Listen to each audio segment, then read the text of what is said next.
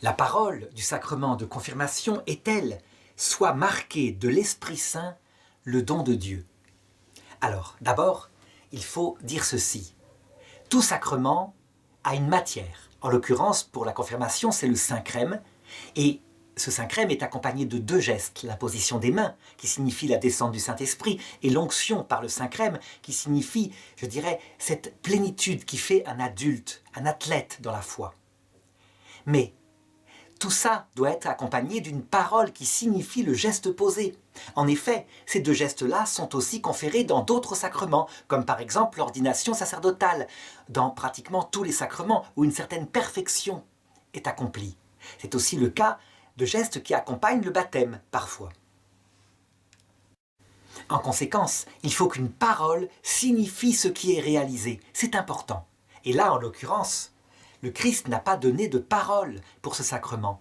Il a laissé à son Église, son épouse, celle qui travaille avec lui, le soin de composer la parole qu'il faut.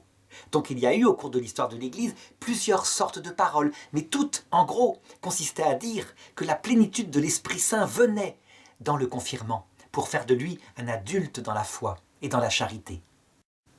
Dans l'Église latine, donc la parole qui est gardée, c'est celle-ci, soit marquée de l'Esprit Saint, le don de Dieu. D'abord la cause de tout, et le but de tout, l'Esprit Saint.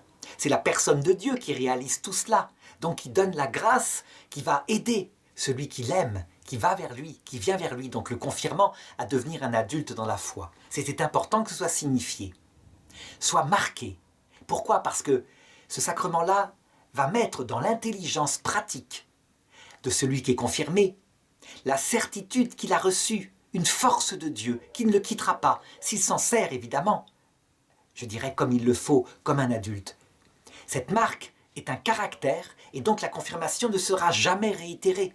On la reçoit une seule fois et c'est à soi de faire vivre en étant fidèle ce caractère donné par la confirmation. D'autre part, c'est le don de Dieu. Ça veut dire que le Saint-Esprit, qui est l'amour entre le Père et le Fils, qui est, je dirais, le secret, le sommet du secret de Dieu, un amour réciproque entre les deux personnes, qui est une personne infinie. Eh bien, le Saint-Esprit, il est don. Or, le sommet de la vie chrétienne, c'est pareil. Ce n'est pas l'intelligence de la foi.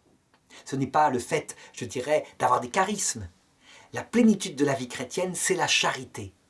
C'est-à-dire l'amour de Dieu et l'amour du prochain. Poussé, dit saint Augustin, jusqu'au mépris de soi, ça veut dire à sa plénitude, jusqu'à la kénose, un cœur tout humble, un cœur qui ne pense plus qu'à Dieu et au prochain, tellement il sait qu'il ne compte pas pour lui-même.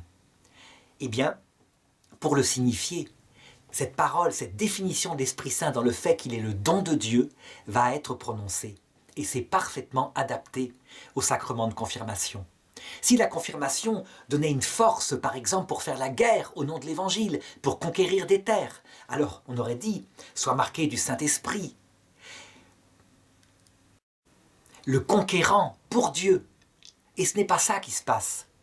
La force du chrétien, c'est le don. C'est l'humilité et l'amour qui se donnent aux autres, qui donnent l'Évangile aux autres comme une bonne nouvelle et qui ne cherche en aucun cas à l'imposer, soit par une méthode de conquête, soit par autre chose.